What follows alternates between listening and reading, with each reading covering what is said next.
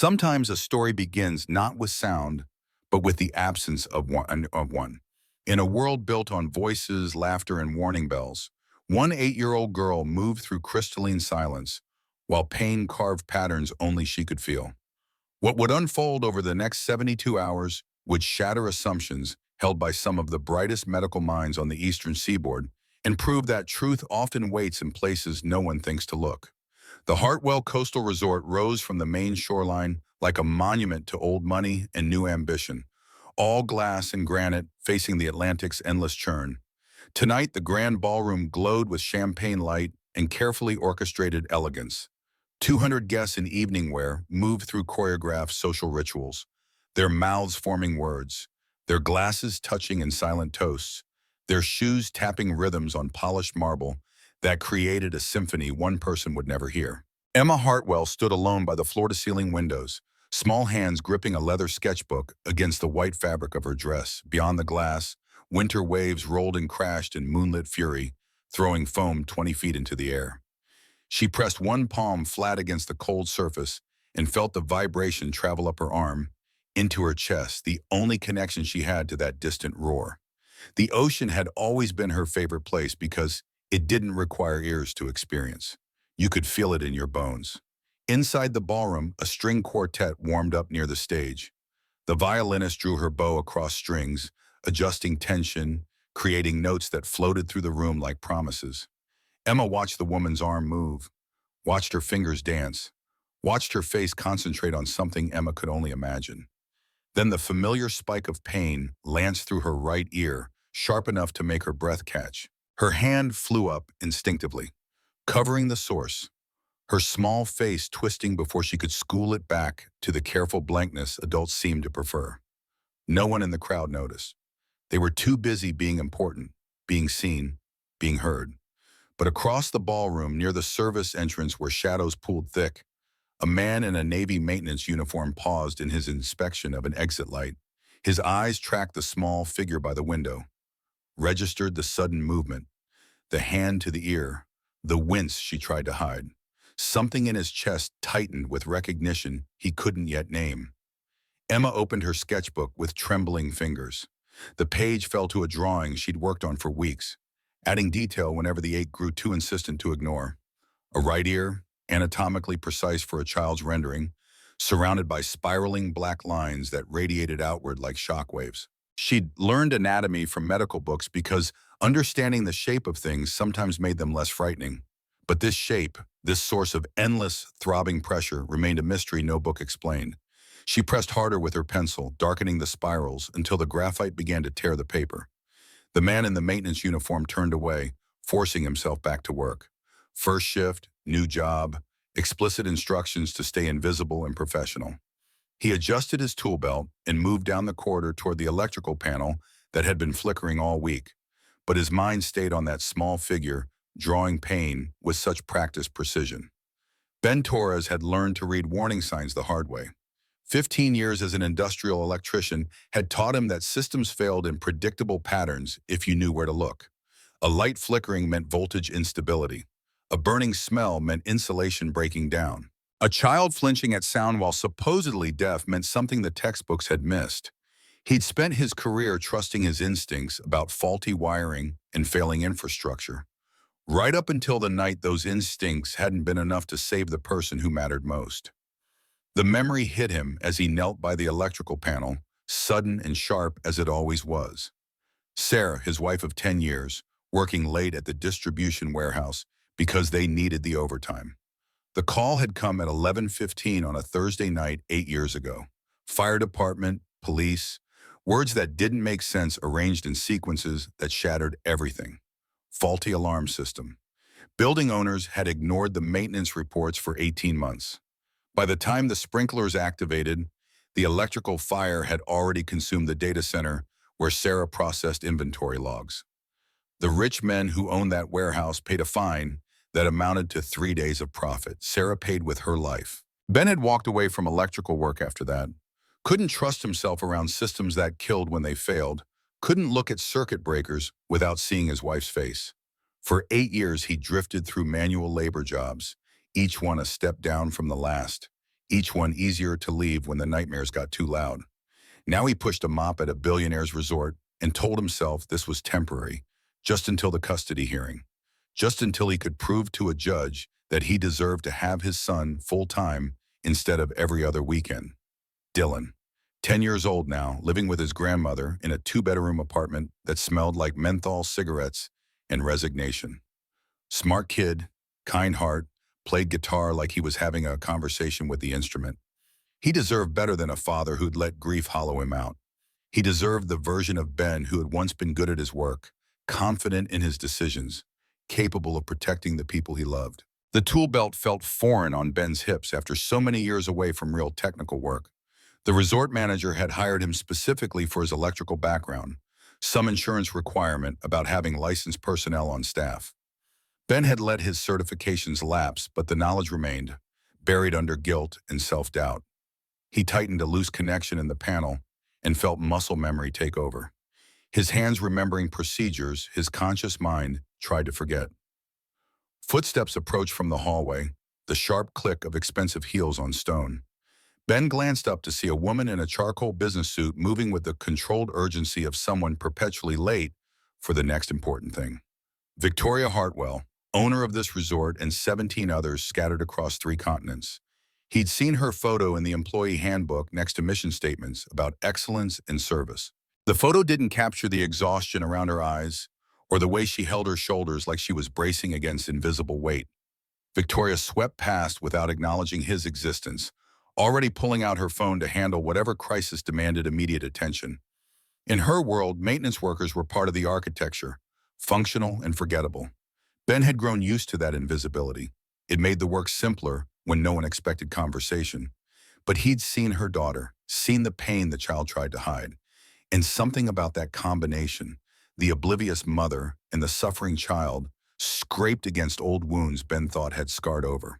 He finished the panel work and moved deeper into the building, checking emergency lights and exit signs in the labyrinth of service corridors that kept the resort's machinery hidden from paying guests.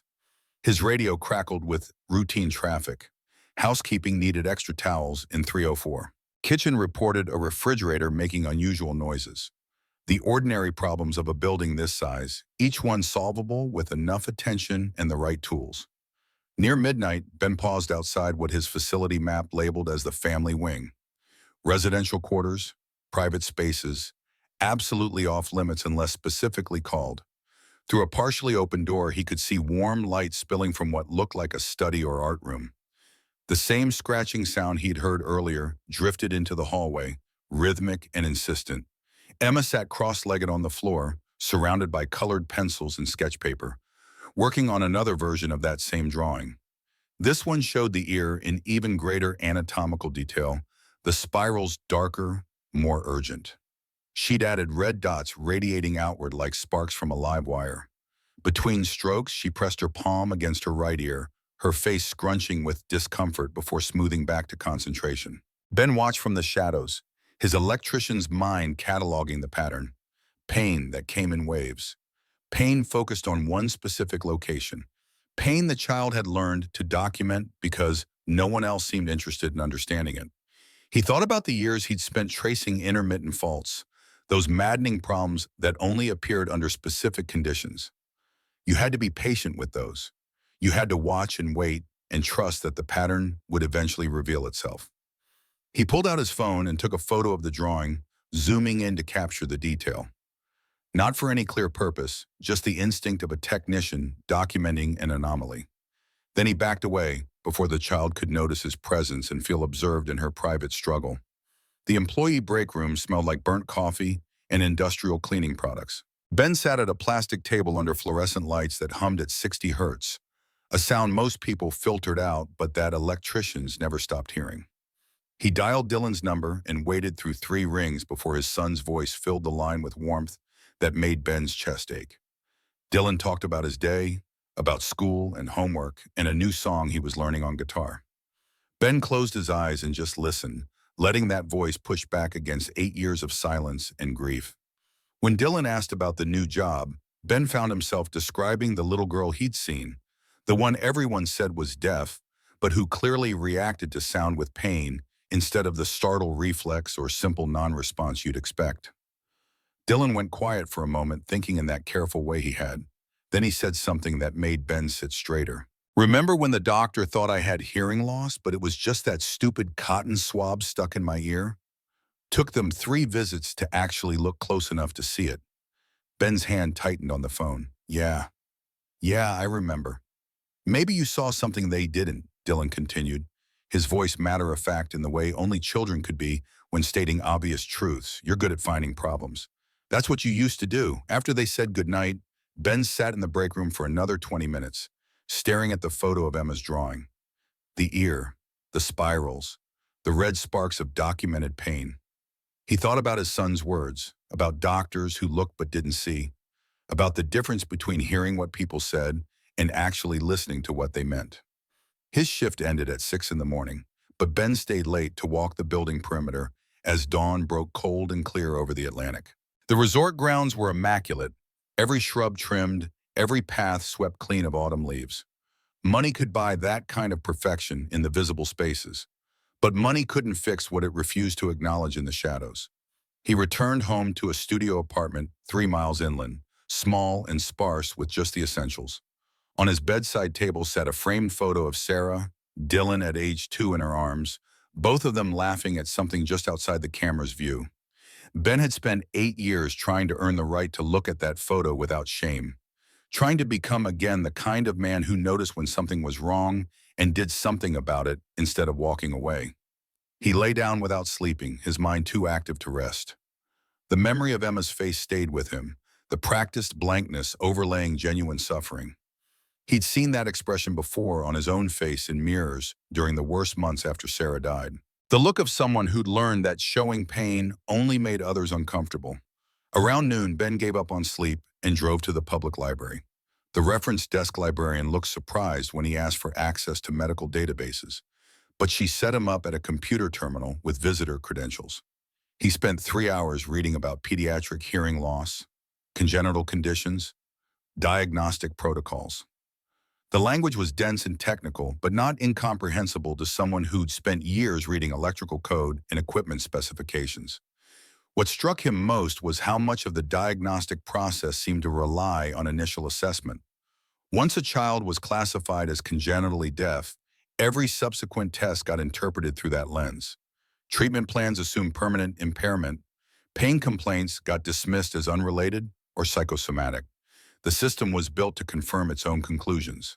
Ben found a study about foreign objects in ear canals of NICU infants. Apparently, the protective ear coverings used in neonatal intensive care units sometimes broke down, leaving fragments too small to see without specialized equipment. In the documented cases, children had lived for years with chronic pain, recurrent infections, and partial hearing loss, all attributed to their primary diagnosis until someone finally looked closely enough to see the actual cause. He took notes in a small spiral notebook, documenting citation numbers and key findings. It felt good to use his mind this way again, to follow a technical problem to its logical conclusion. This was what he'd been good at once, before grief had convinced him he couldn't trust his own judgment. That evening, he returned to the resort for his second shift. The manager briefed him on routine tasks and reminded him again to stay out of the family wing unless specifically called for maintenance. Ben nodded and signed the duty log, then went about his work with the same invisible efficiency expected of hired help. But he made a point to walk past Emma's art room again around 10 o'clock. She was there, same position, same drawing, same hand pressed against her ear between careful pencil strokes. The pattern held. Whatever was hurting her hurt in predictable cycles. The next day, Ben sought out Maria Chen, the interpreter who worked with Emma. He found her in a small office reviewing lesson plans, a middle-aged woman with patient eyes and quick hands that moved through sign language like a pianist playing familiar scales. He knocked on the open door frame. "Excuse me, I'm Ben Torres, new maintenance guy. I was hoping you could teach me some basic signs." Maria looked up, surprised but not unfriendly. "For work reasons or personal ones?" Ben chose honesty. "I've seen you with Emma. I don't want to scare her by talking when she can't respond. Just simple things. Sorry. Thank you. Are you okay?"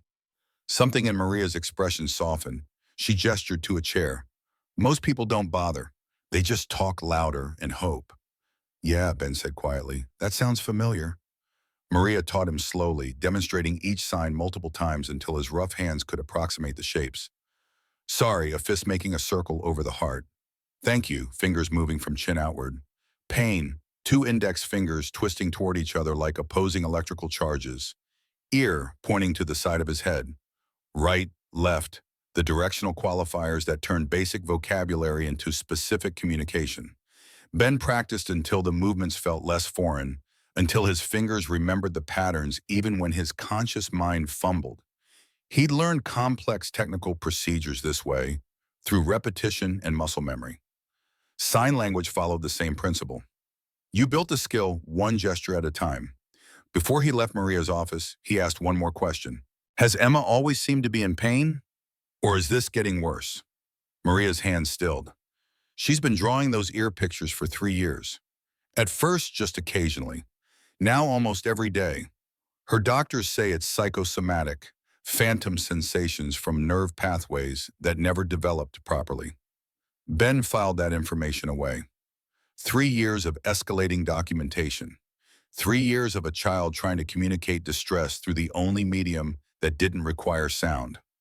That night during his rounds, Ben deliberately timed his corridor walk to coincide with Emma's usual art room session. He made sure his tool belt clinked softly as he approached, not trying to be silent, but not announcing himself either. When he rounded the corner, she was there as expected, hunched over her sketchbook. He moved slowly into her peripheral vision, not wanting to startle her.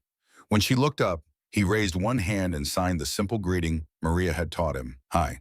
Emma's eyes widened slightly. She put down her pencil and watched his hands with sudden intense focus. Ben pointed to himself and fingerspelled his name slowly, Jake. Then he pointed to himself again and signed the shortened version Maria had suggested, a simple gesture that combined the letter J with a forward motion. Emma nodded once, acknowledging the introduction. Her hands moved in fluid signs Ben couldn't follow, too fast and complex for his beginner's vocabulary. But he caught the shape of a question at the end. He shook his head and signed the only honest response he knew. Sorry, learning slow. To his surprise, Emma smiled. Not a big expression, just a slight curve of her lips, but genuine. She picked up her pencil and wrote in large letters across a blank page, Emma. Then she pointed to herself and made a graceful sign, her own name rendered in a gesture he could try to remember. Ben copied the movement, clumsy but sincere. Emma's smile widened a fraction. Then she turned her sketchbook around to show him the drawings she'd been working on. The ear, the spirals, the red sparks of pain. He looked at the image for a long moment, then met her eyes and signed the question Maria had taught him. Pain? He pointed to his own ear, then gestured right, left, inviting her to specify. Emma's hand moved immediately to her right ear. She tapped it twice, emphatic. Then she held up her other hand with fingers spread, closing them one at a time in what Ben understood as a measurement of intensity. All 5 fingers, maximum pain. Ben's jaw tightened. He signed carefully. I see. Then he tapped his own chest near his heart and made a gesture of promise, even though he wasn't sure if that sign existed in formal ASL. I see you. Emma stared at him for several heartbeats. Then she reached out and touched the tool belt at his waist, her fingers brushing the canvas fabric with tentative curiosity. When he nodded permission, she examined the various pouches and loops, the assortment of screwdrivers and pliers and wire strippers that marked his trade. She pointed to a voltage tester and raised her eyebrows in question. Ben pulled it out and demonstrated, touching the probe to a nearby electrical outlet. The small LED indicator lit up red, showing live current. Emma watched with fascination, her pain momentarily forgotten in simple curiosity about how things worked. He showed her a few more tools, naming each one with basic signs and gestures, letting this small interaction create a bridge neither of them had expected to cross. When her tutor's voice called from down the hallway that lessons were resuming, Emma gathered her art supplies quickly. But before she left, she touched Ben's sleeve and signed thank you with perfect, grateful clarity. Ben watched her go, his chest tight with something he couldn't quite name. Protective instinct, maybe. Or the ghost of his electrician's conviction that every problem had a solution if you looked hard enough at the wiring underneath. The next 2 days passed in routine work assignments and careful observation. Ben kept his distance from Emma, but made sure to be visible when she used the common corridors, offering small waves and simple signs that built familiarity without intrusion. He watched how she moved through the resort, how she pressed her hand to her ear at irregular intervals, how her face tightened when the pain spiked despite her best efforts to hide it. On his fourth night, a maintenance request sent him to Victoria Hartwell's private office suite, outlets acting up near the private study. The work order read, "Standard electrical troubleshooting, nothing complicated." Ben gathered his testing equipment and headed to the family wing, radio in to confirm the suite was unoccupied. The office was exactly what he'd expected. Expensive furniture, floor-to-ceiling bookshelves, framed awards and achievements covering one wall, a crystal decanter on a side table, probably containing scotch worth more than Ben's monthly rent. He moved to the outlet panel and began his methodical testing, checking voltage and ground connections, looking for the loose wire or failing breaker that would explain the reported issues. Then his gaze landed on the desk where a laptop sat in sleep mode, its screen glowing faintly. Medical imaging software, unmistakable even from across the room. And on the screen, visible because Victoria had apparently been reviewing it before stepping out, a series of ear canal cross-sections labeled with Emma's name and medical record number. Ben froze. This wasn't his business. This was private medical information, confidential and protected. But his eyes were already tracking the images on the screen, his pattern recognition instincts activating before conscious thought could stop them. 6 images, 6 different angles of Emma's right ear canal, and in each image, in the exact same relative position, a curved dark shadow hugging the canal wall. The notation beneath each scan read the same: shadow artifact, not clinically significant. Ben's breath went shallow. He'd spent 15 years troubleshooting electrical systems, learning to distinguish between random noise and meaningful signal. If a voltage spike appeared once on an oscilloscope, you called it static interference. If it appeared in the same position across multiple readings, you called it a fault that needed investigation. This was the same principle. Same shadow, same location, multiple scans. That wasn't artifact. That was something real. He pulled out his phone before he could second-guess the decision and took quick photos of the screen, zooming in to capture the shadow's position and the dismissive notation. Then he moved back to the outlet panel, finished the repair he'd come to do, and left the office with his heart pounding like he'd stolen something more valuable than information. Back in his apartment hours later, Ben stared at the photos on his phone. He wasn't a doctor. He had no medical training beyond basic first aid, but he knew systems, knew how components interacted, knew what it looked like when something didn't belong in a confined space. And he knew people who might be able to confirm what his instincts were screaming. Lisa Park had been an ENT nurse at Maine Medical Center for 20 years. She'd also been one of the nurses who'd helped Ben through the worst of his grief when Sarah died, when he'd spent weeks camped in hospital waiting rooms because being around her coworkers felt closer to being with her. Lisa had been kind without being pitying, practical without being cold. Ben hadn't spoken to her in years, but he still had her number buried in his old contacts. He called at 2 in the morning, knowing she worked night shifts. She answered on the second ring. Ben Torres, her voice came through tired but warm. "It's been a long time. No, I'm sorry. I need your brain for a medical question." He described what he'd seen without using names or specific details. 8-year-old girl, diagnosed congenitally deaf, recurring pain in right ear, multiple scans showing same shadow and same position, dismissed as artifact. What could cause that? Lisa was quiet for a moment, thinking. Then her voice took on the careful precision of someone walking through diagnostic logic. If a shadow appears consistently across multiple imaging angles, it's probably not artifact. Could be a foreign body. With NICU babies, we use protective ear coverings to reduce ambient noise. Sometimes those break down, leave fragments. Plastic usually. Small enough to miss on casual inspection, but large enough to cause chronic inflammation, pain, distorted hearing. How long could something like that stay in there? Lisa sighed. I've seen cases go 5, 6 years before someone thought to look closely. The child's already labeled deaf, so nobody questions the symptoms. Pain gets attributed to ear infections or growing pains. Hearing loss is explained by the primary diagnosis. It's not malicious. It's just how confirmation bias works in medicine. Ben's hands tightened on the phone. And if it's been there 8 years, then that child has been in unnecessary pain for 8 years. But Ben, her voice sharpened, I can't diagnose over the phone. I can't even speculate responsibly without seeing the patient. What you're describing is hypothetical. I understand. Thank you. He hung up and sat in the dark for a long time. The pieces fit together too perfectly to ignore. NICU baby, protective ear covering, fragment left behind. 8 years of pain attributed to a condition that might not even exist.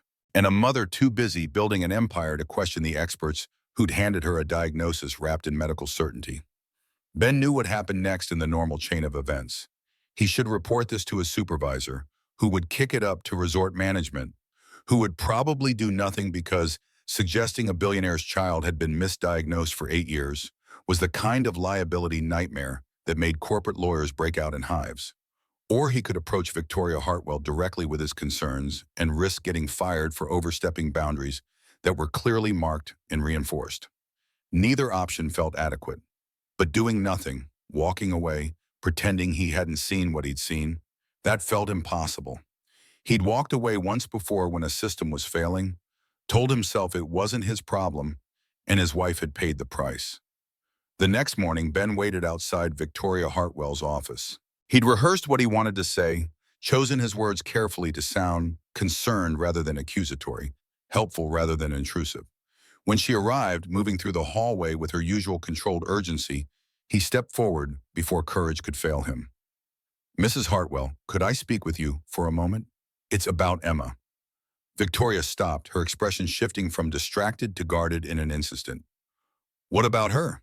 Ben kept his voice level. Has she been touching her right ear frequently? Reacting to certain sounds even though she's supposedly deaf? Victoria's face went cold. Why are you asking me this? Because I've seen her in pain, and I've seen medical images that suggest there might be something physically wrong that's been missed. The temperature in the hallway seemed to drop 10 degrees. You went through my daughter's medical files. The laptop was open. I was there to fix an outlet. I saw the scans by accident. But what I saw, Ben pressed forward even as Victoria's expression hardened to stone. There's a shadow that appears in the same place in multiple images. That's not normal artifact. That could be a foreign object. Victoria took a step toward him, her voice dropping to a dangerous quiet. You think you, a maintenance worker, have discovered what 7 board-certified specialists missed? You think because you saw some scans you don't have the training to interpret?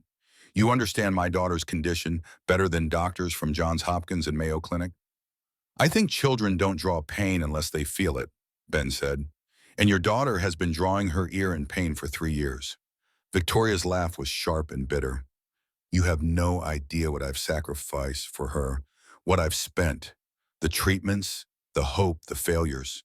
Don't you dare stand there and suggest I haven't done everything possible. That's not what I'm saying. Then what are you saying? Her voice rose slightly, control slipping. That I've been a negligent mother? That I've ignored my child's suffering? That I should trust a janitor's opinion over specialists who've dedicated their lives to pediatric medicine? Ben held his ground. I'm saying maybe everyone's been so focused on the diagnosis they received 8 years ago that nobody's looked for other explanations.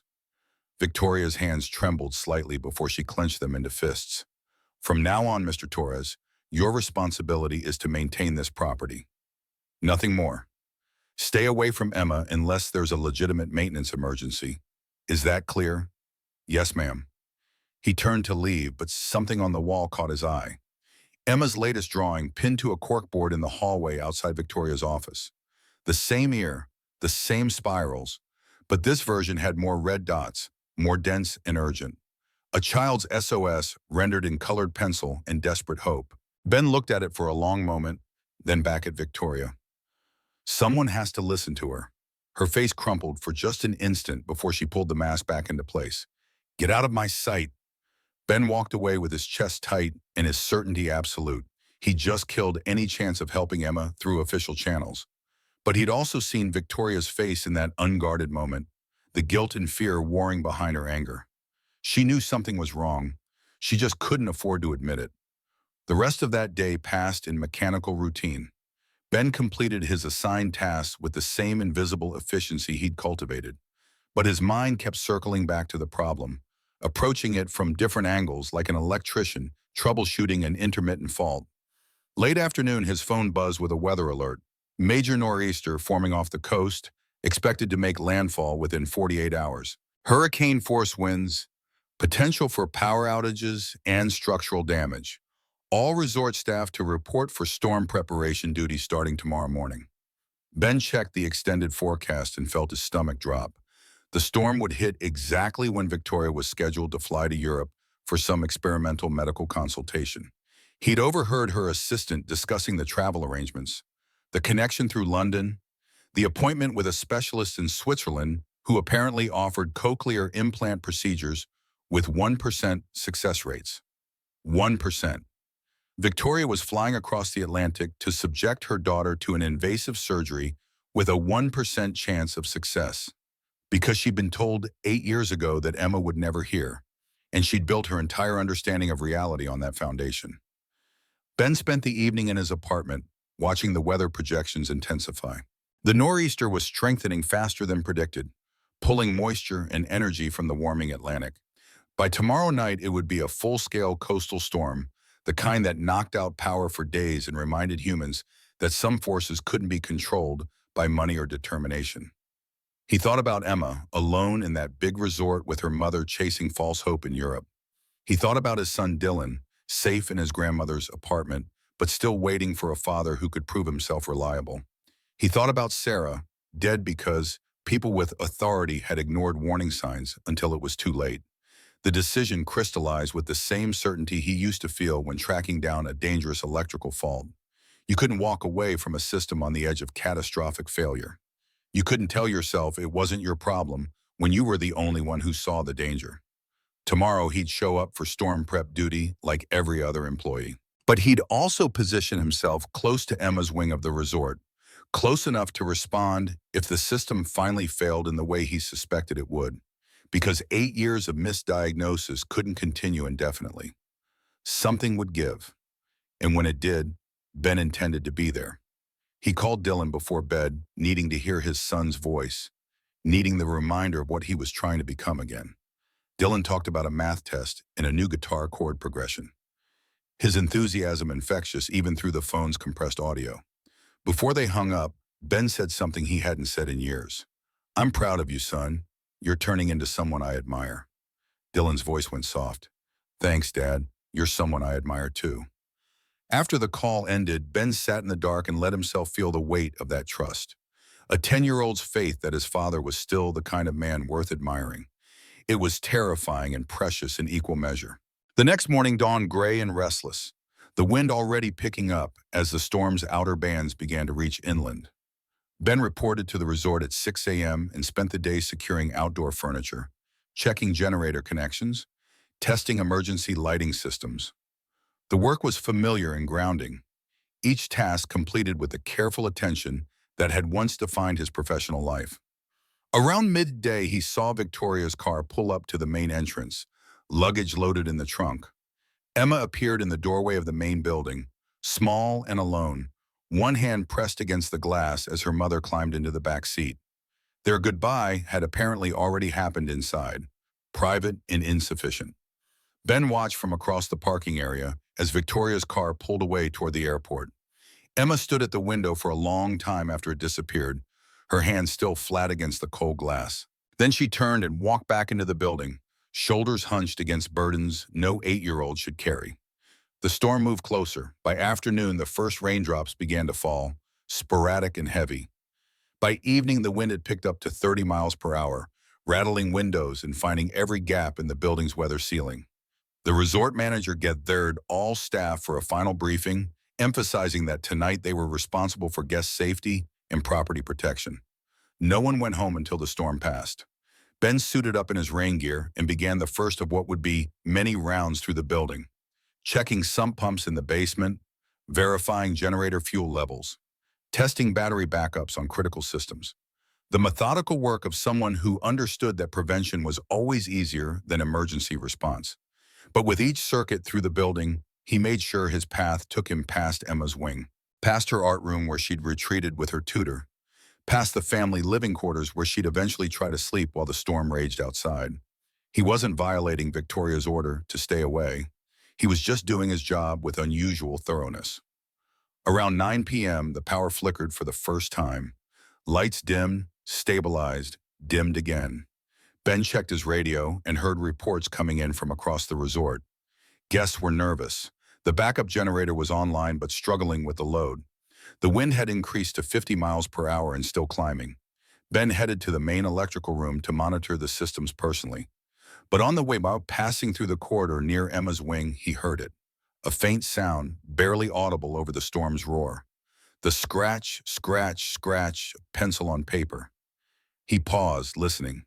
The sound came from Emma's art room, the door slightly ajar. He shouldn't look. He'd been ordered to stay away. But something in that desperate scratching pulled him forward. Emma sat on the floor, surrounded by drawings. Dozens of them, all variations on the same theme. The ear, the spirals, the red dots. But these were different, more frantic, the lines darker and more chaotic. She was pressing the pencil so hard, it tore the paper in places. Her small face twisted with pain she could no longer hide. Ben's chest constricted. This was it. The system failing. The warning signs everyone else had ignored finally reaching critical mass.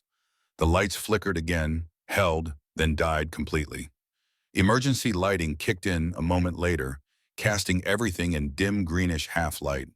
Through the window, lightning forked across the sky, and even Emma seemed to feel its concussive force through the building structure.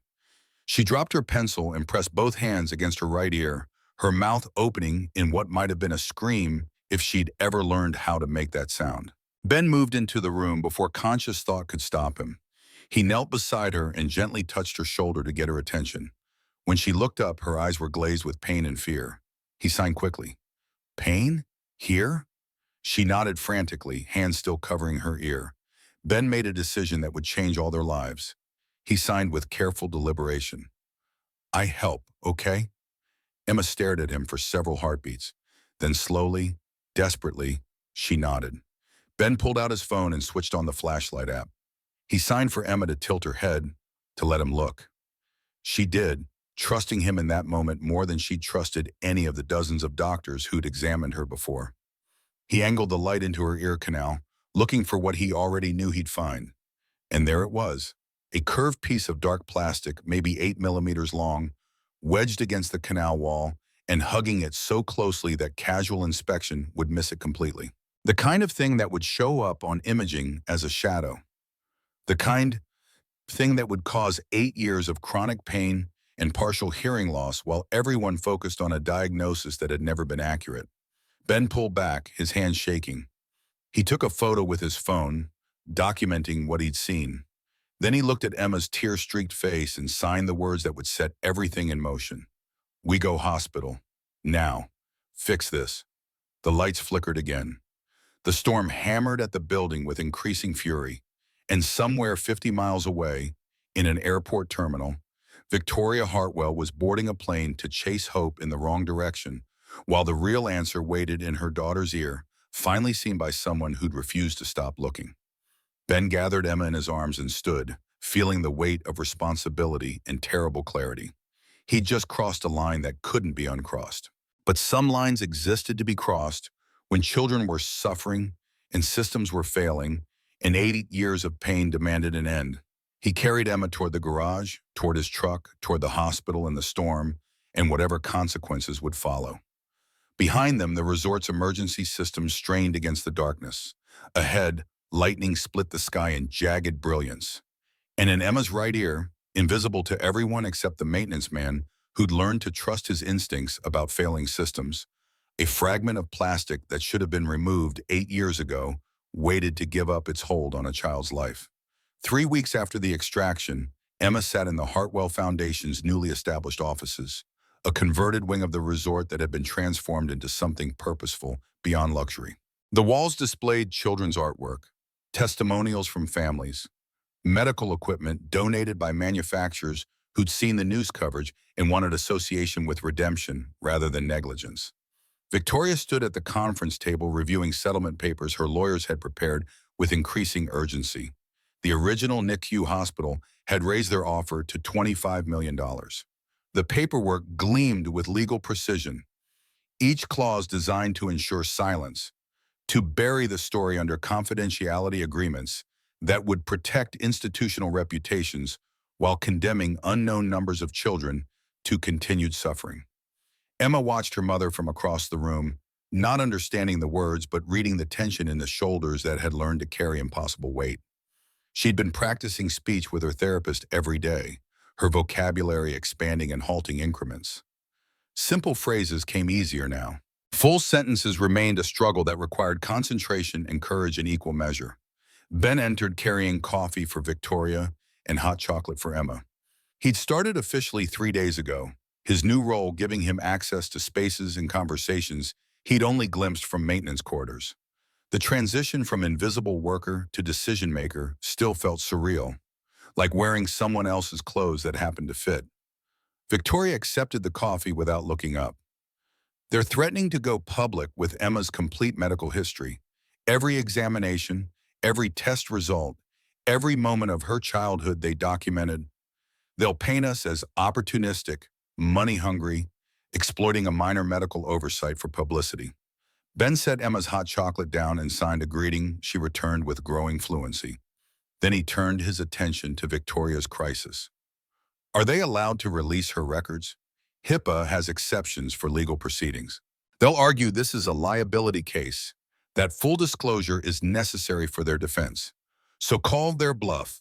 Ben's voice carried the flat certainty of someone who'd stopped being impressed by institutional intimidation. Tell them you're holding a press conference either way. Let them choose whether they want to be part of the solution or the story about why solutions were necessary. Victoria finally looked up. You want me to go public before they do? I want you to control the narrative. Tell Emma's story on your terms, not theirs. Use it to launch the foundation properly. Make them choose between fighting you in court or joining you in fixing the system that failed. The words settled between them like pieces on a chessboard, strategy replacing panic. Victoria's CEO instincts kicked in, the same mind that had built an empire now applying itself to tearing down institutional indifference. She picked up her phone and dialed her communications director. Schedule a press conference for Friday. Hartwell Resort, main ballroom. National media, medical journals, patient advocacy groups. We're announcing the foundation and telling Emma's complete story. No holds barred. After she disconnected, Victoria looked at Ben with something approaching respect that had nothing to do with gratitude. You've done this before. Gone up against institutions. Ben thought about labor disputes, safety violations he'd reported despite pressure to stay quiet, the complaints he'd filed after Sarah's death that had gone nowhere but taught him how power protected itself. I've lost a lot of those fights, but I learned what happens when you let fear make you silent. Emma stood and crossed to her mother, tapping Victoria's arm for attention. When Victoria turned, Emma signed slowly, deliberately, then pushed sound through the words she'd practiced with her therapist. Tell my story. Her voice still carried that rough unfamiliarity, consonants uncertain, but determination made each syllable clear. Help other kids. Victoria's eyes filled, but she didn't look away from her daughter's steady gaze. You're sure? It means cameras, questions, people knowing everything about what you went through. Emma nodded with the kind of certainty that came from 8 years of pain finally finding purpose. She signed additional words Ben couldn't follow, and Victoria translated. She says she was silent long enough. Time to make noise. Friday arrived with media trucks lining the resort's circular drive and satellite uplinks dotting the parking area like mechanical flowers reaching toward communication satellites. Ben watched the setup from the foundation offices, his stomach tight with an anxiety he couldn't quite name. This wasn't his world. He understood circuits and systems, not cameras, and carefully crafted statements designed for maximum impact. Dylan had taken the bus up from his grandmother's apartment, his guitar case slung over one shoulder, and excitement radiating from his entire posture. Victoria had suggested he attend, Said Emma had been asking about him, wanted him present for this moment. Ben suspected his son's presence was as much for him as for Emma, an anchor to keep him grounded when institutional pressure tried to sweep them all aside. His son found him in the makeshift green room where Emma was getting prepared. Dylan's eyes went wide at the sight of Emma in a simple blue dress, her hair carefully styled, the visible hearing aid in her right ear worn like a badge rather than hidden in shame. She can really hear now? Dylan's voice dropped to respectful quiet. About 70% in the right ear, more in the left, Ben explained. Still improving every day. Emma spotted Dylan and her face transformed with the kind of unguarded joy that hadn't been possible when everything hurt. She signed a greeting Maria had taught her, then spoke aloud. Hi, Dylan, you brought guitar? Dylan grinned and hoisted his case. Thought maybe after all this is done, I could play you something, if you want. Emma's nod was enthusiastic enough to make her wince slightly, the ears still tender from lingering inflammation. Want. Very. Want. The ballroom filled rapidly, 200 seats claimed by journalists whose careers depended on finding stories that mattered to audiences, growing numb to manufactured outrage. Ben recognized the setup from news coverage he'd seen over the years. The podium bristling with microphones, the cameras positioned for optimal angles, the low murmur of professionals assessing whether this story warranted the disruption to their schedules. Victoria entered from a side door, her bearing that of someone who'd negotiated billion-dollar deals and wasn't intimidated by public scrutiny. But Ben saw the tremor in her hands before she gripped the podium, the way she glanced back to confirm Emma was close enough to reach if courage failed. She began with facts. Her name, her company, her daughter's diagnosis 8 years prior. The timeline of specialists consulted, treatments attempted, hope methodically crushed by expert consensus. Her voice remained steady through the recitation, professional distance maintaining composure. Then she deviated from the prepared remarks her PR team had drafted. I spent $4 million trying to fix my daughter. I flew to 3 continents, chasing experimental treatments.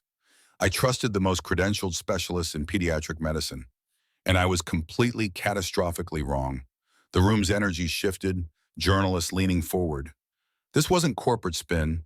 This was confession, raw and unprotected.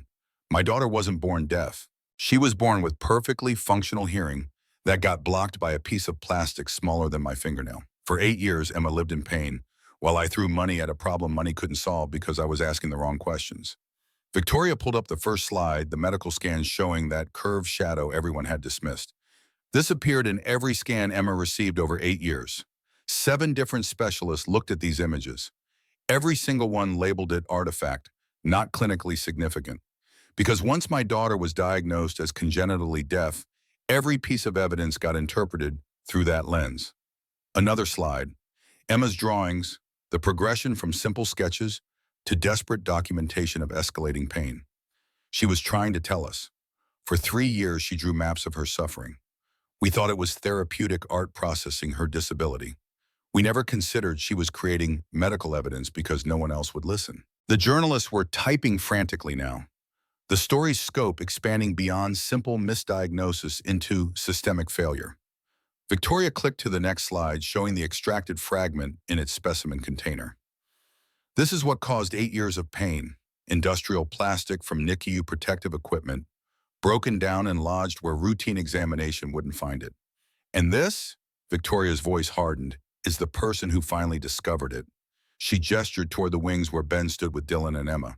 Ben Torres, not a doctor, not a specialist, a maintenance worker who'd been on the job for 4 days and had the audacity to trust his eyes over everyone else's credentials. Ben felt every camera in the room swivel toward him. His instinct was to step back and to fade into shadows where hired help belonged. But Emma's small hand found his, gripping tight, and Dylan pressed against his other side. His family assembled from broken pieces that had somehow fused into something stronger than what came before. Victoria continued. Ben saw what we refused to see. He questioned what we'd stopped questioning. He acted when everyone else walked past. And because of him, my daughter can hear. Because of him, I finally listened. The ballroom erupted with questions, voices overlapping in professional aggression. Victoria raised a hand for silence and got it through sheer force of presence. Emma wants to speak. Everything else can wait. The room fell silent as Emma stepped up to the podium, Maria beside her ready to translate if speech failed. But Emma had practiced this, rehearsed it with her therapist until the words felt almost natural. She gripped the microphone with both hands and looked out at 200 strangers waiting to judge her story's worth. Hello, my name is Emma. The room held collective breath, aware they were witnessing something beyond news cycle fodder. Emma pushed forward, each word requiring conscious effort. People say I was born deaf, but I was just not heard. The phrase landed with the weight of poetry, simple words arranged to cut through professional cynicism. Emma's voice gained slight confidence, muscle memory starting to override fear. I drew pictures, my ear, the pain. Nobody asked what it meant.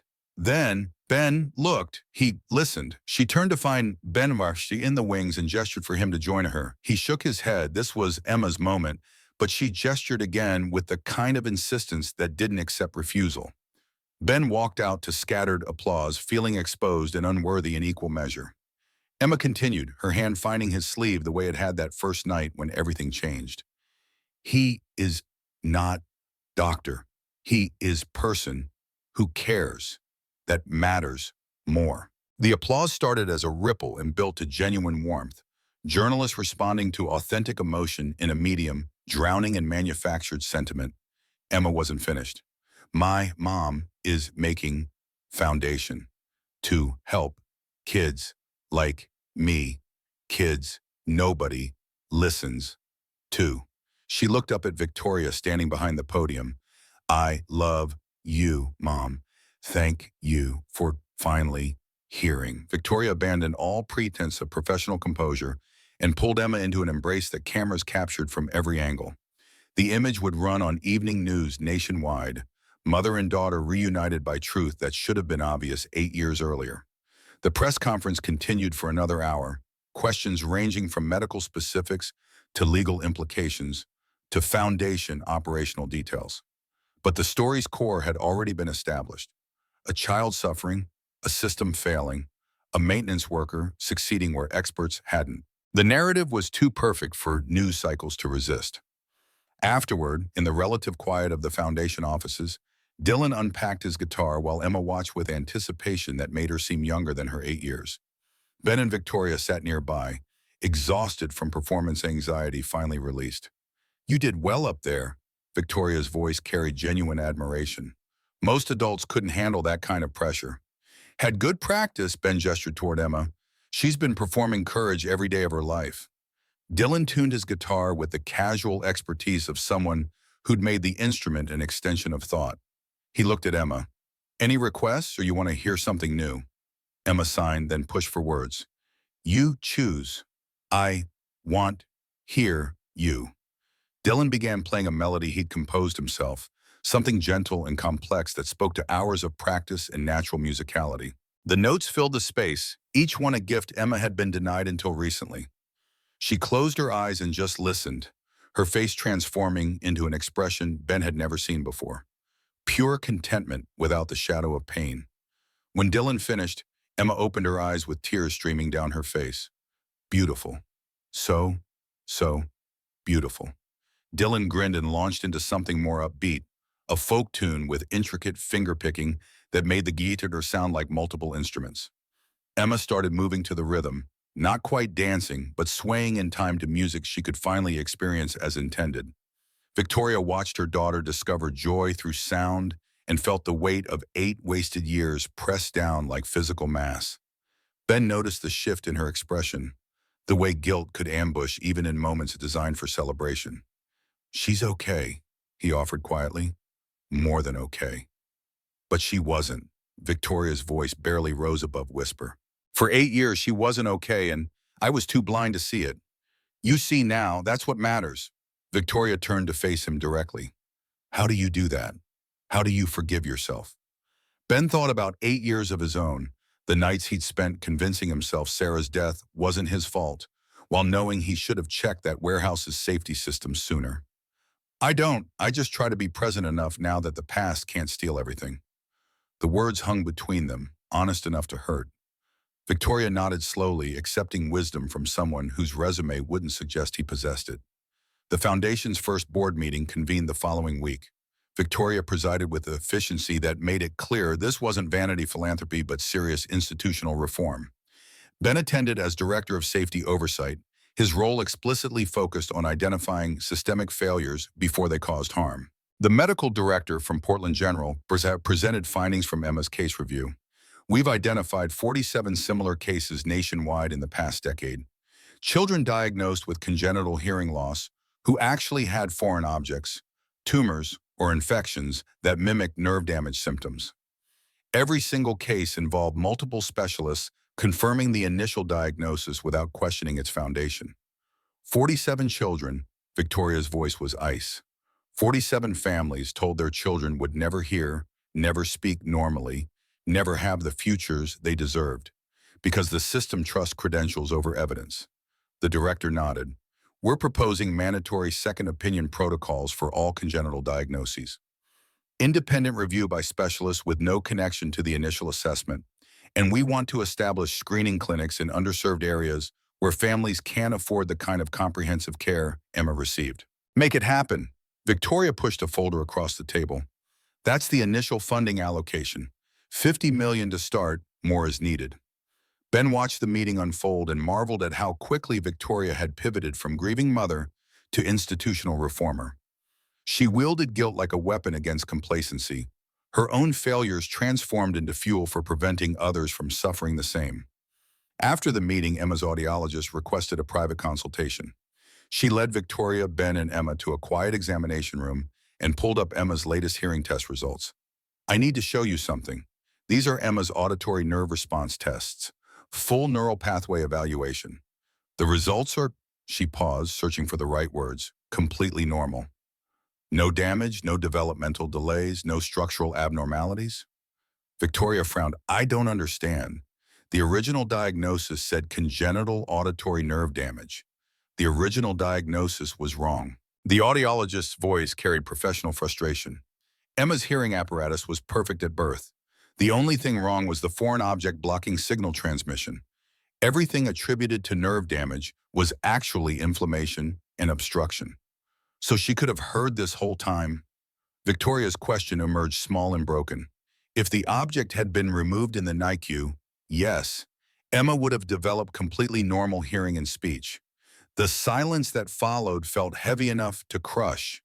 Emma watched the adults process implications she couldn't fully grasp yet, their faces showing variations of grief and rage she'd learned to recognize even when she couldn't understand their cause.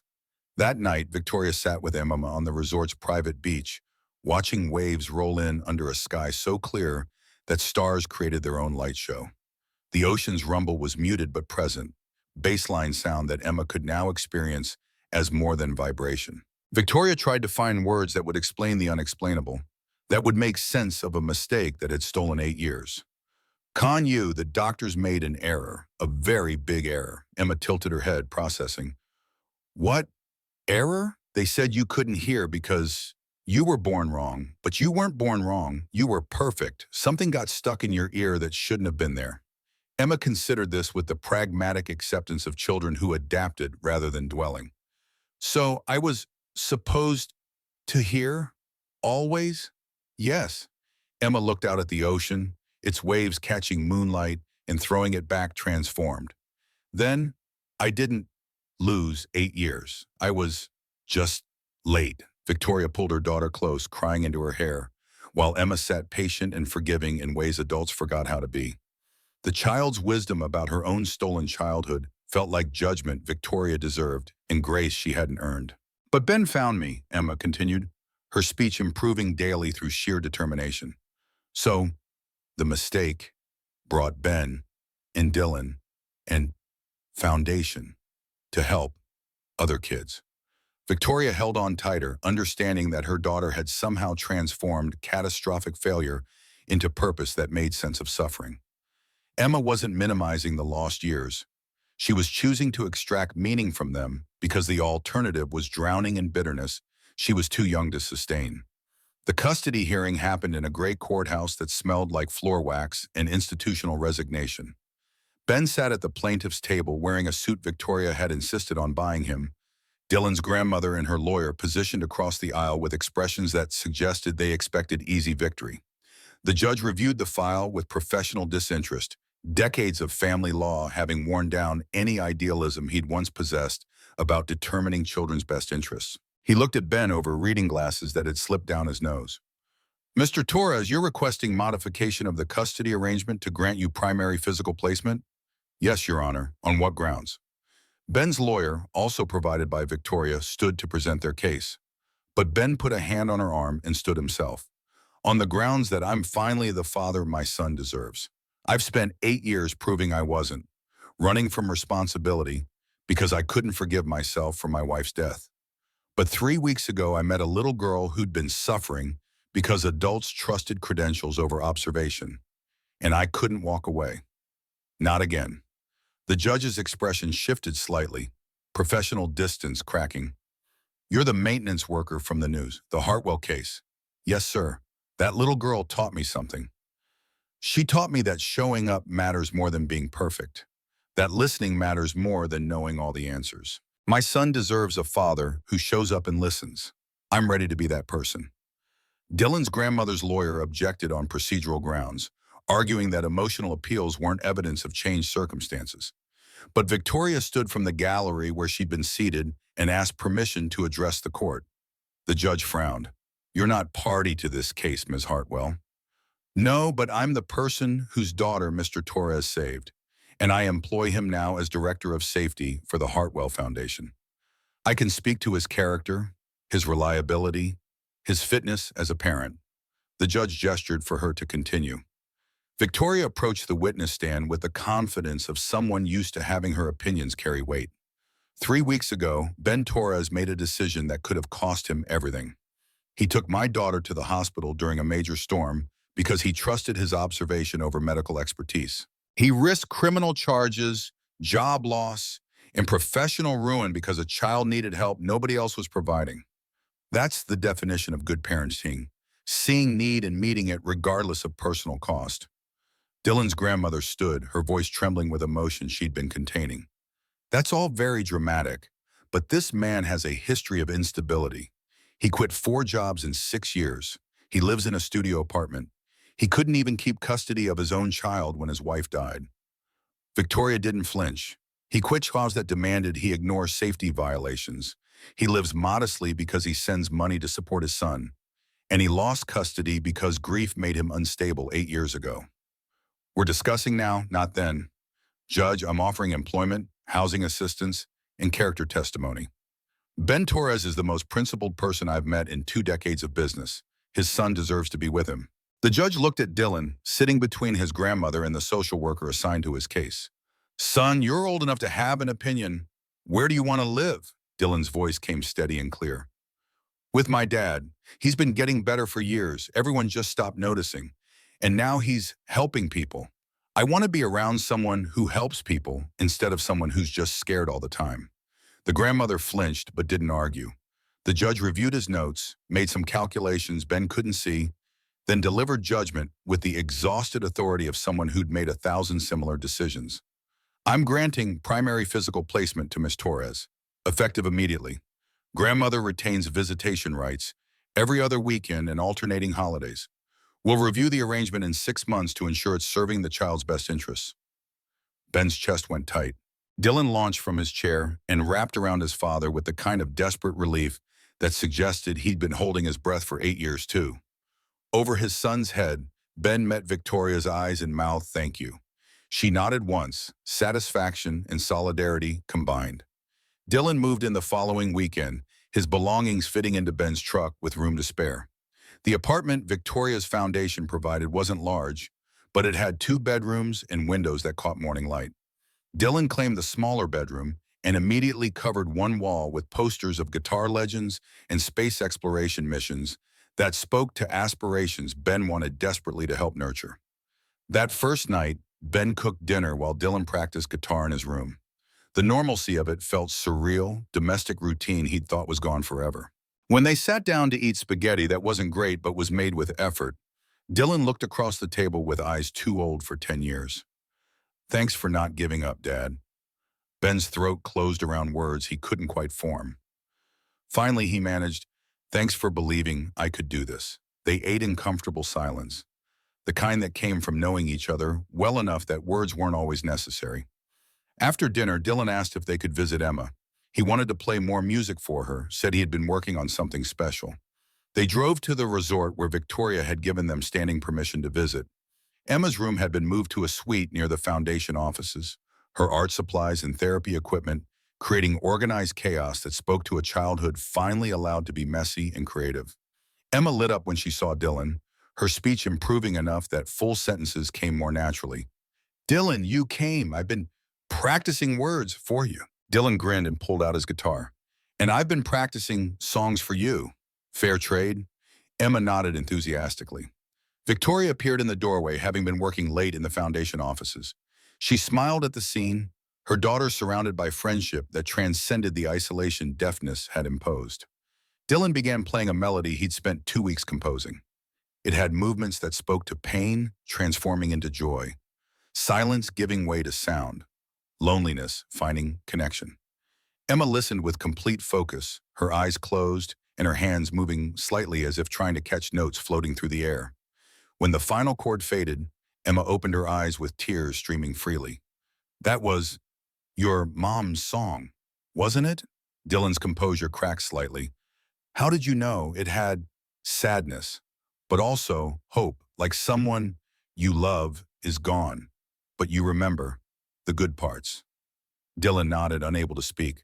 Emma crossed to him and hugged him with the fierce protectiveness of someone who understood loss even if the details differed. Ben watched his son accept comfort from a child who'd been a stranger 3 weeks ago and felt something fundamental shift in his understanding of family. Victoria moved to stand beside Ben, both of them witnesses to healing that had nothing to do with medical intervention. Look at them, her voice carried wonder. Creating beauty from all our failures. Not failures, Ben corrected gently, just detours we had to take to get here. Victoria turned to face him directly. You really believe that? That 8 years of Emma's pain and your grief were necessary to reach this moment? Ben thought about the question, about whether he'd trade those years if he could. Not necessary, just what happened. We can either let it destroy us or use it to build something better. The words were simple enough that they shouldn't have carried weight, but Victoria felt them land somewhere deep, in the place where guilt had been eating her alive since the night Ben carried Emma into that hospital. She'd been so focused on what she'd failed to do that she'd missed what she could still become. I don't know how to forgive myself, she admitted quietly. Then start by forgiving Emma for being perfect when you expected broken. Start by forgiving your younger self for trusting experts who were supposed to know better. Start small and work your way up.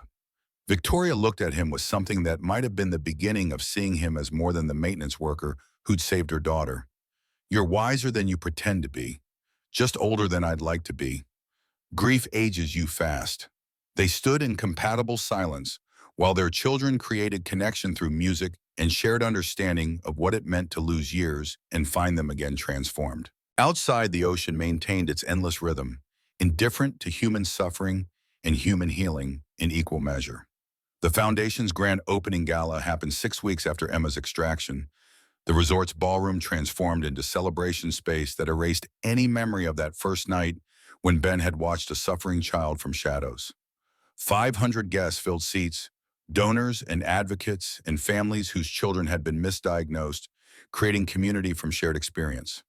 Victoria took the podium wearing confidence that no longer felt like armor against vulnerability. She spoke about the Foundation's mission, the screening clinics already operating in 4 cities, the second opinion protocols being adopted by hospitals nationwide. 47 children had been identified and properly treated in 6 weeks. The numbers would only grow. But the real story, Victoria continued, isn't institutional reform. It's listening. Actually listening when children try to tell us they're hurting. Trusting observation over assumption. Believing that sometimes the person without credentials sees truth that experts miss. She invited Emma to join her on stage. Emma walked out wearing the same blue dress from the press conference, Her visible hearing aid a deliberate statement about embracing difference rather than hiding it. She'd practiced this speech until the words felt natural, until her voice carried confidence instead of just determination. My name is Emma Hartwell. I'm 8 years old. And for 8 years, nobody heard me say my ear hurt. The ballroom went silent, 500 people leaning in. Emma's voice strengthened. I drew pictures. I signed. I tried every way I knew to say pain. But everyone thought they already knew what was wrong. They looked at me and saw death. They didn't see hurting. She turned to find Ben in the front row next to Dylan. One person looked different, not a doctor, not someone important, just someone who paid attention. Ben saw hurting when everyone else saw death, and that changed everything. Emma gestured for Ben to join her. He shook his head, uncomfortable with attention, but she gestured again with the kind of insistence that had become her signature. Finally, he stood and walked to the stage, feeling 500 pairs of eyes tracking his movement. Emma continued, her hand finding his as it always did when she needed grounding. The foundation is my mom's way of saying sorry, but sorry to all the kids, not just me. She's making sure other kids get heard even when adults stop listening. The applause started before she finished, building to genuine warmth that acknowledged truth more powerful than any carefully crafted speech could deliver.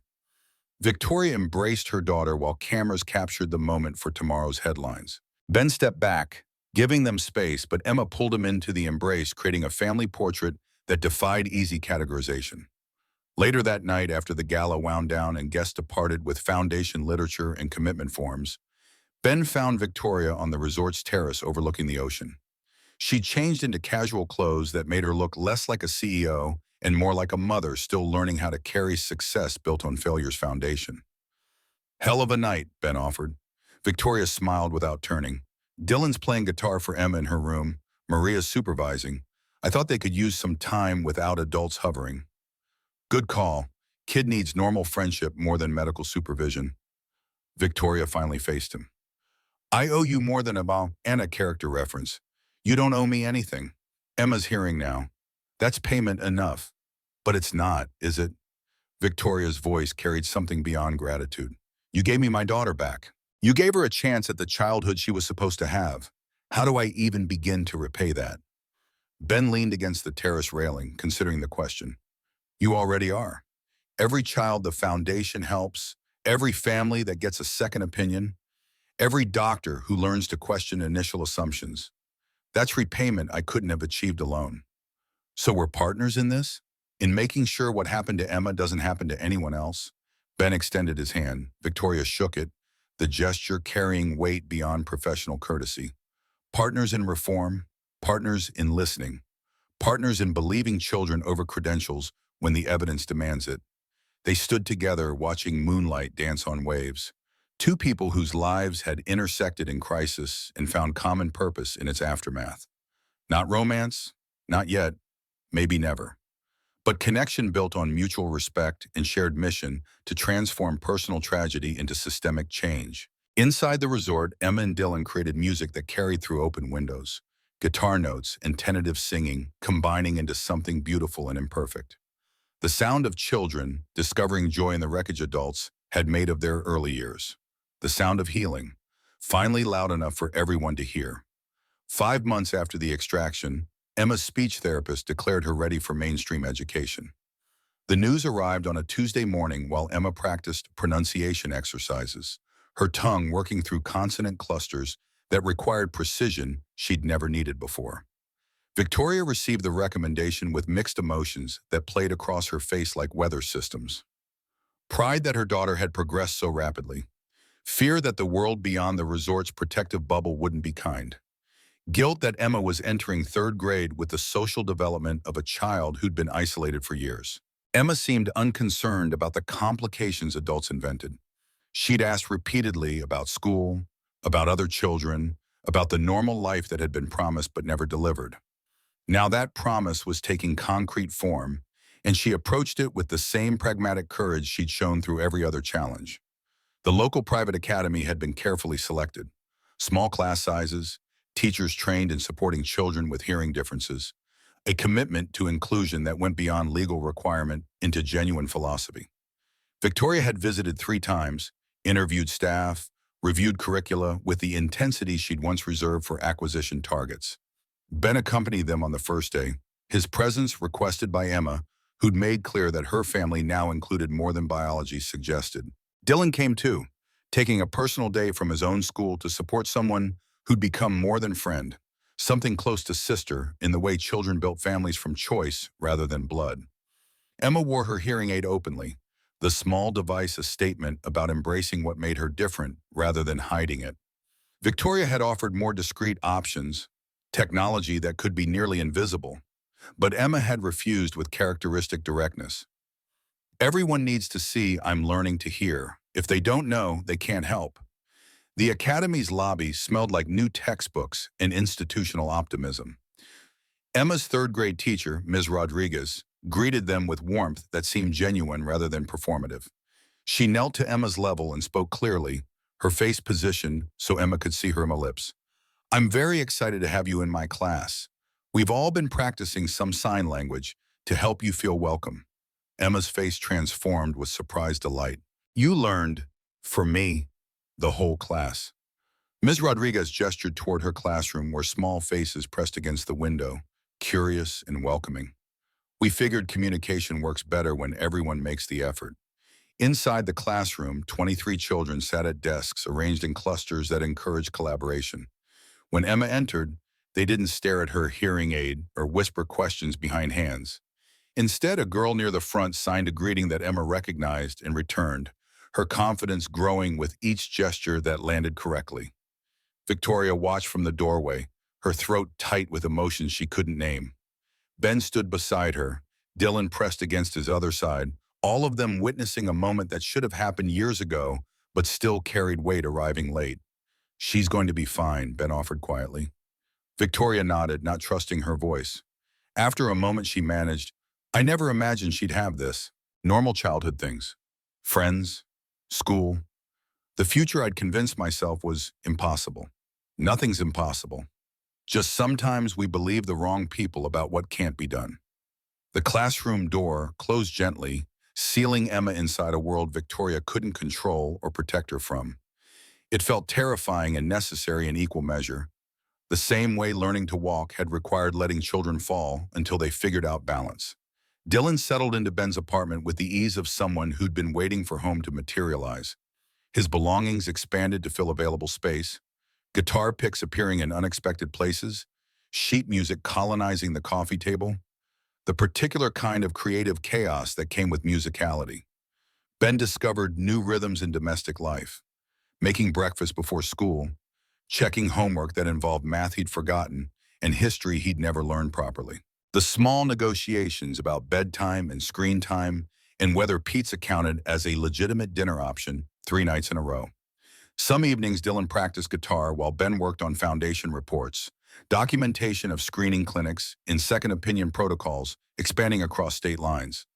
The music became soundtrack to concentration, Dylan's improving technique marking time in a way that felt more meaningful than clocks. On weekends they visited Emma, the 3 of them forming a unit that defied easy categorization. Not quite family by traditional definitions, not quite friendship either. Something new built from shared trauma transformed into shared purpose. Dylan had appointed himself Emma's music teacher, a role he took seriously despite being only 2 years older. He brought his guitar every visit and guided her through basic chords with patience that would have surprised his own teachers, who dealt with his restless energy during regular school hours. Emma's fingers struggled with the shapes, her small hands not quite ready for the stretches required, but she persisted with the same determination she'd applied to speech. Each small victory celebrated as evidence that what had been impossible last week might become routine next month. Dylan showed her a simple 3-chord progression. Okay, so this is C, then G, then D. You'll use these in basically every song ever written. Emma positioned her fingers carefully, pressed down, strummed.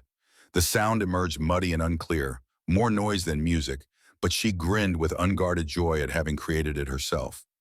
Dylan had adjusted her thumb position. Try it again, and don't worry about it being perfect. Music isn't about perfect, it's about feeling. Emma tried again. This time the chord rang clearer, recognizable as intentional sound rather than accident. She looked up at Dylan with eyes that suggested she'd discovered something precious and previously unimaginable. I made music. Dylan grinned. Yeah, you did. And you're going to make a lot more. The Foundation's 6-month review meeting convened with representatives from 12 screening clinics, reporting outcomes that exceeded even Victoria's aggressive projections. 8,000 children evaluated. 63 cases of misdiagnosis identified and corrected. 63 families given back futures they'd been told were impossible. But the numbers that mattered most to Victoria sat in a manila folder marked with Emma's name. Dr. Patterson had requested this meeting specifically to discuss findings that would reshape everything they thought they understood about her daughter's case. The medical conference room felt too small for the implications about to unfold. Victoria sat across from Dr. Patterson and the audiologist who'd been tracking Emma's recovery. Ben attended at Victoria's request, his presence grounding in ways she'd stopped questioning. Dr.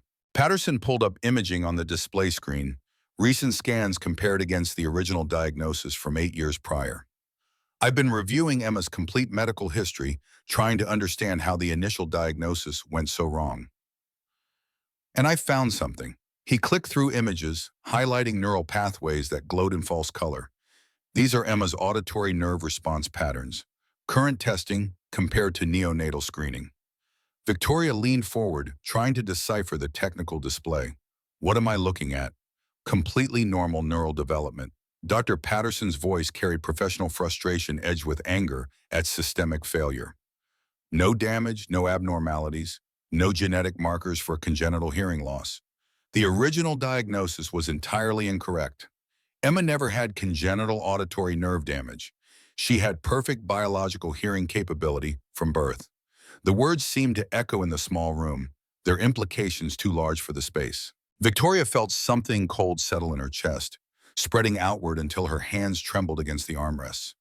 But the specialists she started, multiple specialists they confirmed a misdiagnosis, Dr. Patterson interrupted gently. Probably based on a misread initial screening, then reinforced through confirmation bias. Once Emma was labeled congenitally deaf, every subsequent test got interpreted through that framework. The foreign object caused symptoms that seemed to support the original diagnosis, so no one questioned the foundation. Ben's voice cut through Victoria's spiraling thoughts. Are you saying Emma could have heard perfectly her entire life if someone had just removed that plastic fragment in the NICU? Dr. Patterson met his eyes directly. Yes, that's exactly what I'm saying. Victoria stood abruptly, her body rejecting information too painful to integrate while sitting still. She moved to the window overlooking the parking lot, watching people move through ordinary days while her understanding of her daughter's childhood shattered and reformed into something unbearable. 8 years, her voice emerged barely above whisper. She lost 8 years of actual hearing.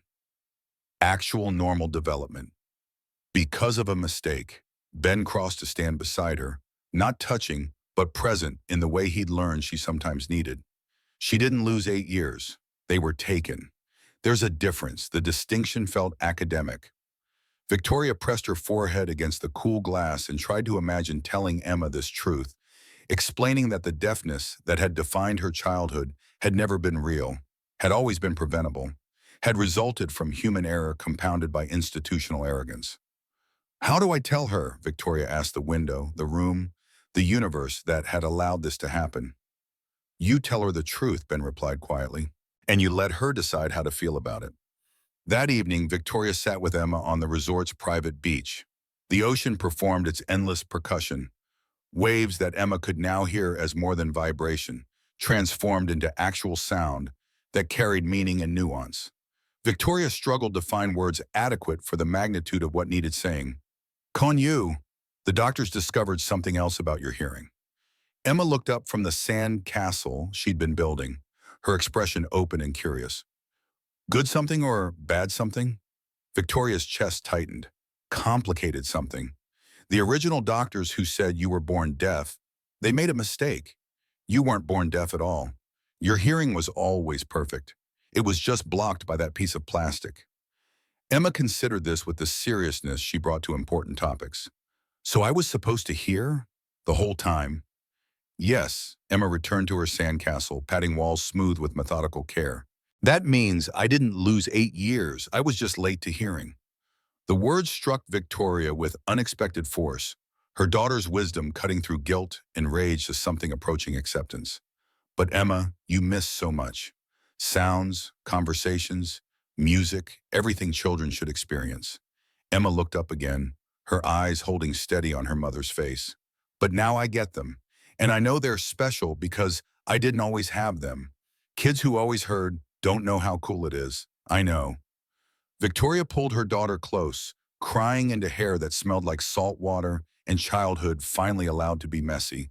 Emma tolerated the embrace with patient understanding, then offered perspective that suggested she'd been thinking about this longer than the 5 minutes since revelation.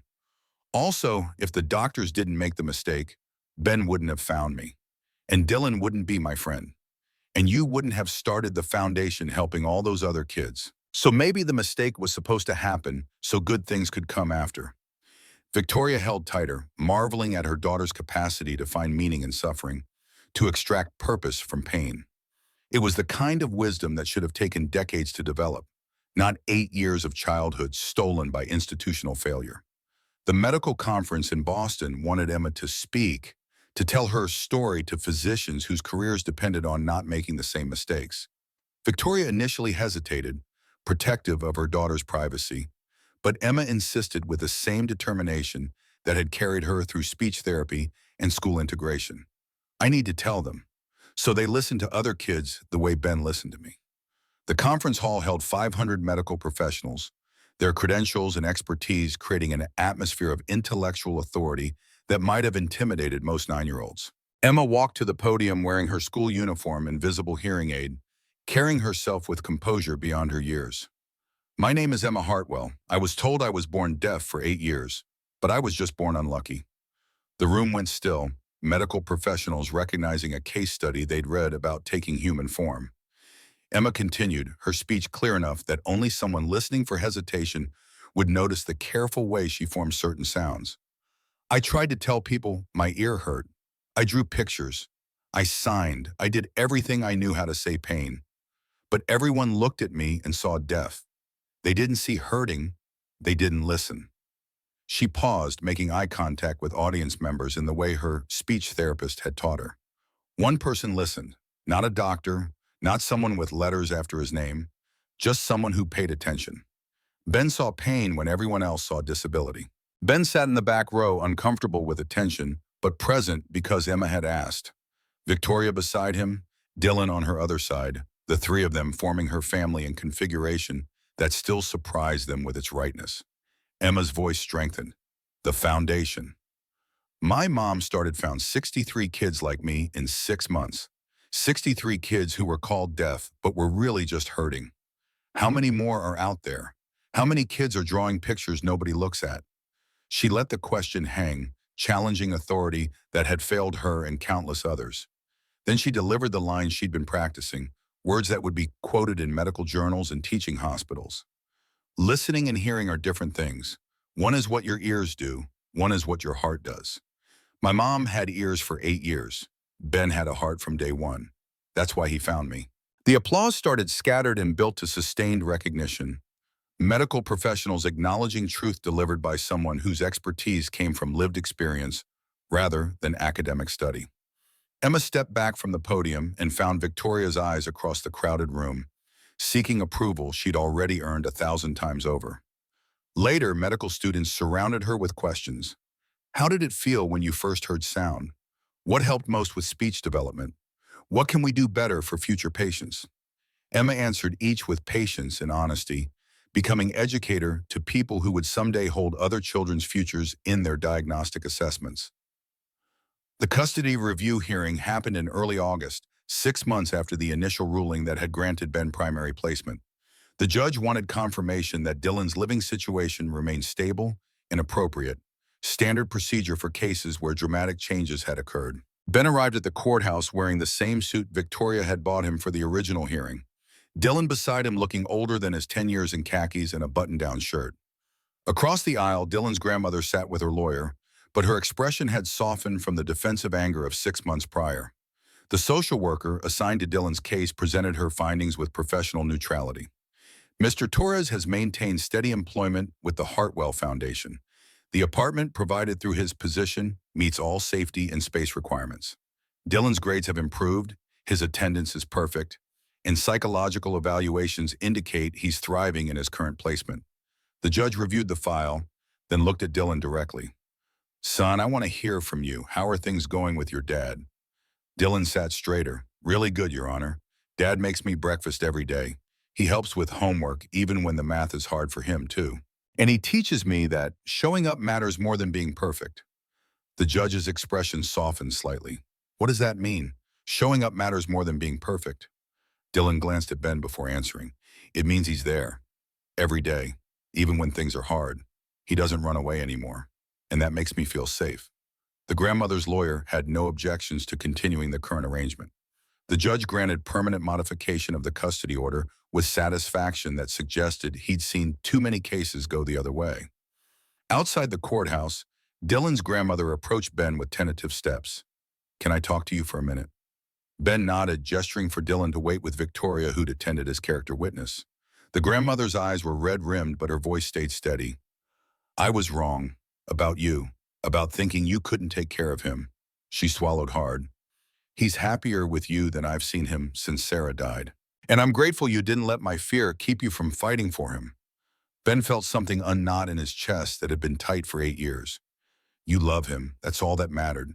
You kept him safe when I couldn't. Can I still see him? Not just the court-ordered weekends, but when he wants to visit. Anytime. You are his grandmother. That doesn't change." They shook hands, tentative peace between people who'd been adversaries but shared love for the same child. Dylan watched from across the parking lot, old enough to understand what reconciliation looked like, even when adults struggled to name it. As September arrived, Victoria began planning an event that would serve multiple purposes. The Foundation's one-year anniversary, Emma's 9th birthday, a celebration that combined institutional achievement with personal milestone, public acknowledgement with private joy. The resort's ballroom underwent transformation that spoke to careful thought rather than merely expensive decoration. Children's artwork from Foundation screening clinics covered one wall, testimonials from families whose lives had changed because someone finally listened. Tables held centerpieces made by Emma's classmates, their creative interpretations of what hearing meant rendered in construction paper and enthusiasm. Emma helped with planning, her input carrying equal weight to professional event coordinators. She wanted music, specifically Dylan performing, and space for dancing because movement to rhythm still felt like discovered magic. She wanted beach access so guests could experience the ocean the way she'd learned to, through multiple senses working together. The invitation list grew to include medical professionals who'd embraced the Foundation's mission, donors whose money funded screening clinics, and families whose children had been saved from years of misdiagnosis. But Emma insisted on keeping it personal too. Her classmates and teachers invited alongside billionaires and hospital administrators. "This is for everyone who helped me here," she explained. "Not just doctors and important people, everyone who made the effort." The evening of September 21st arrived with weather that felt personally arranged. Clear skies and gentle breeze that carried ocean scent without the harsh cold that would come in another month. Guests began arriving at 6, the ballroom filling with conversations that ranged from medical protocol discussions to children comparing notes about third-grade teachers. Emma wore a dress she'd chosen herself, deep blue that matched her eyes, her hearing aid decorated with small silver stars Dylan had helped her apply. She moved through the crowd with confidence that would have been impossible a year ago, speaking to adults and children with equal ease, her voice carrying only the slightest trace of the struggle that came with learning speech after 8 years of silence.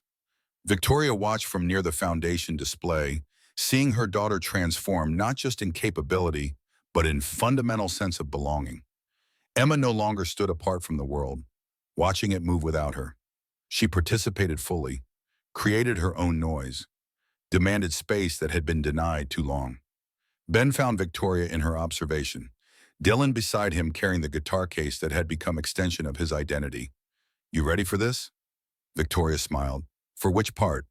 The Foundation milestone, Emma's birthday, or the speech where I have to talk about the worst mistake of my life in front of 500 people? All of it." Ben's hand found hers briefly, contact that had become natural over months of partnership, evolving into something neither had named but both recognized. You're going to be great, and Emma's going to steal the show anyway. Dylan grinned. She's already got my guitar solo planned out, very specific about which songs I should play. The formal program began at 7. Victoria took the podium with Emma beside her, both of them visible representations of how far they'd traveled in the 12 months. Victoria spoke about the foundation's impact, the 12,000 children screened, the 147 misdiagnoses corrected, the hospital protocols changed across 18 states. But the real story, Victoria continued, isn't institutional reform. It's about believing children when they tell us something's wrong. It's about trusting observation over assumption. It's about understanding that expertise without empathy is just credentials on a wall. She turned to Emma, inviting her daughter to share the microphone. Emma stepped forward with the kind of presence that came from having survived something that should have broken her, but instead had refined her into someone stronger. A year ago, I couldn't hear my own voice. Today, I'm talking to hundreds of people, and every word matters. Her voice carried across the room without amplification, clear and strong. The audience leaned forward, recognizing something authentic in a world drowning in carefully crafted messages. People say I lost 8 years, but I learned something important. She paused, making eye contact with different sections of the audience. You can't lose what was stolen. You can only decide what you do with what's left. Victoria's breath caught, hearing her daughter articulate philosophy that had taken Victoria months to develop through therapy and soul-searching. Emma continued, "The doctors were wrong. My mom was scared. Everyone made mistakes. But one person," she turned to find Ben in the crowd, refused to walk away. "Ben taught me that sometimes the most important thing isn't knowing everything. It's caring enough to look closely." She gestured for Ben to join her on stage. He shook his head, uncomfortable, but Emma's insistence brooked no refusal. Finally, he stood and walked to the podium, feeling 500 pairs of eyes tracking his movement. Emma reached for his hand the way she always did when she needed grounding. "This is the person who saved me. Not because he's smart or important, because he showed up, because he listened, because when it was easier to look away, he looked closer." She turned back to the audience. "The foundation helps kids get heard. But it started because one person heard me first. That's what heroes do. They pay attention when everyone else stops caring." The applause built slowly, starting with Emma's classmates and spreading through medical professionals and donors and families whose lives had intersected with this story. Ben stood awkwardly, accepting recognition he'd never sought, while Emma beamed beside him and Victoria fought tears that came from pride rather than guilt for the first time in a year. After the formal speeches, the evening shifted to celebration. Dylan sat up near the windows overlooking the ocean and began playing, his fingers moving through melodies he'd composed specifically for tonight. Emma danced with her classmates, her movements uninhibited in ways that spoke to finally being comfortable in her own experience. Victoria found herself pulled into conversations with donors and medical directors, each interaction reinforcing that the foundation had become something beyond redemption for her personal failures.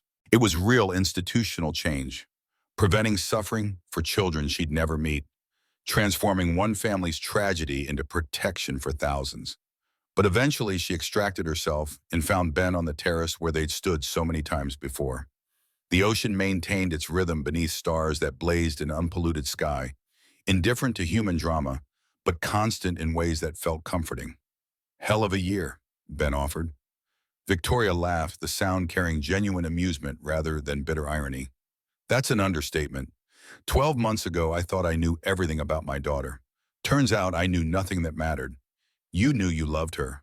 That matters." Victoria turned to face him directly. "What is this? Us, I mean.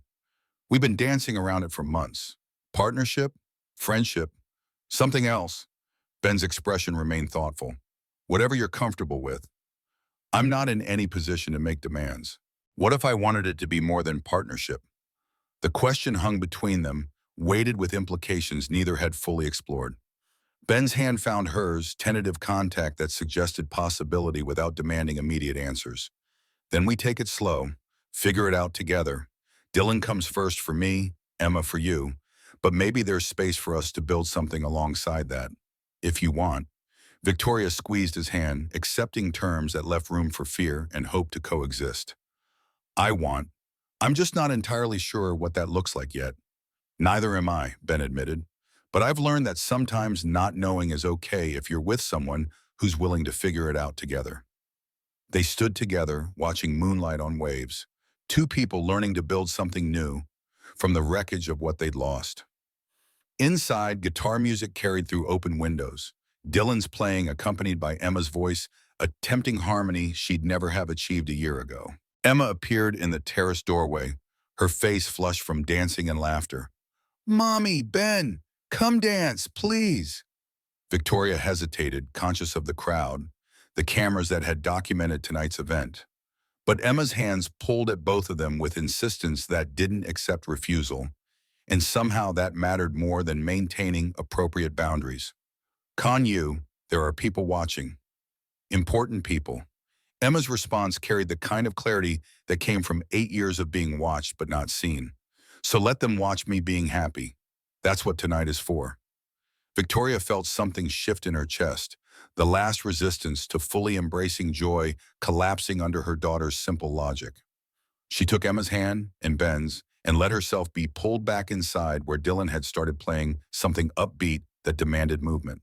The three of them danced with abandon that would definitely appear in tomorrow's coverage. Billionaire CEO and maintenance director and child who shouldn't have been able to hear the music but was creating her own rhythm anyway. Dylan captured it on his phone between guitar phrases, preserving the moment when formality gave way to genuine celebration. Later, much later, after guests had departed and cleanup crews had restored the ballroom to its default elegance, the four of them sat on the beach in evening clothes inappropriate for sand and salt water. Emma had convinced everyone that birthday cakes should be eaten on the beach at midnight because rules about appropriate behavior were less important than creating moments worth remembering. Dylan strummed his guitar softly, playing melodies that mixed with wave sounds into something that felt like soundtrack for their particular kind of found family. Emma leaned against Victoria, her energy finally depleted after hours of being the center of attention. Best birthday ever, she announced to the ocean and the stars and anyone who might be listening. Victoria kissed the top of her daughter's head. I'm glad, Yu. You deserve 1,000 more just like it. Emma was quiet for a moment, then spoke with the kind of profundity that sometimes emerged when children were tired enough to bypass their filters. I'm glad I was late to hearing. If I'd always heard, I wouldn't know how special it is. I wouldn't have met Ben and Dylan. Mom wouldn't have started the foundation. All those other kids wouldn't have been helped. Dylan stopped playing, struck by the observation. So you're saying the bad thing had to happen so the good things could come after? Not had to, Emma corrected. Just did. And we get to choose what we make from it. Ben and Victoria exchanged glances across the children, both recognizing wisdom that had taken them decades to approach and their children had somehow internalized through sheer necessity of survival. The ocean rumbled its endless commentary, waves that Emma could finally hear creating percussion for a life that shouldn't have been possible, according to expert consensus, but existed anyway because one person had trusted observation over authority. Victoria pulled her daughter closer, Ben's arms settling around her shoulders with familiarity that suggested they'd been building toward this configuration for longer than either had consciously acknowledged. Dylan pressed against Ben's other side, his guitar quiet now, all of them watching moonlight dance on water. Emma spoke once more before sleep claimed her voice carrying the drowsy certainty of children who'd learned to survive what should have broken them. The best sound isn't music or ocean. It's people you love saying they won't give up on you. That's the sound of hope. Everyone deserves to hear it. The words settled over them like blessing, simple truth that contained everything that mattered. Victoria felt Ben's hand tighten on her shoulder, felt Emma's steady breathing against her chest, heard Dylan's quiet agreement hummed in melody, too soft for words. They sat together as September night deepened toward autumn, four people who'd found each other through crisis and chosen to remain together through healing. Not because blood or obligation demanded it, but because they'd learned that family meant showing up even when it was hard, listening even when silence was easier, believing even when everyone else had stopped looking. The ocean maintained its rhythm, indifferent but constant. The stars wheeled overhead in patterns that had existed before any of them were born and would continue after they were gone. And in that moment, with guitar and waves and breathing and hope all creating symphony from what had been silence, they understood something fundamental about human resilience. The hardest lessons often taught the most about what could be survived. The stolen years couldn't be recovered, but the years ahead stretched unlimited with possibility. And sometimes, if you were lucky enough to find people who refused to walk away, being late to hearing meant you appreciated every sound like the miracle it actually was. Emma slept peacefully in her mother's arms, her dreams full of music and laughter and voices that belonged to people who'd fought for her right to hear them. Victoria held her daughter and let herself imagine futures that extended beyond guilt and fear into something that might eventually resemble peace. Ben sat with his son close and his heart full of gratitude for second chances he'd thought were gone forever. Dylan played quiet melodies for an audience of stars and family, his music speaking what words couldn't quite capture about belonging and home, and the particular kind of love that chose you rather than being assigned by biology. And the ocean, ancient and impartial, bore witness to their small triumph over institutional failure and human error, its waves applauding in the only language that transcended all others, the sound of life continuing despite everything that tried to silence it.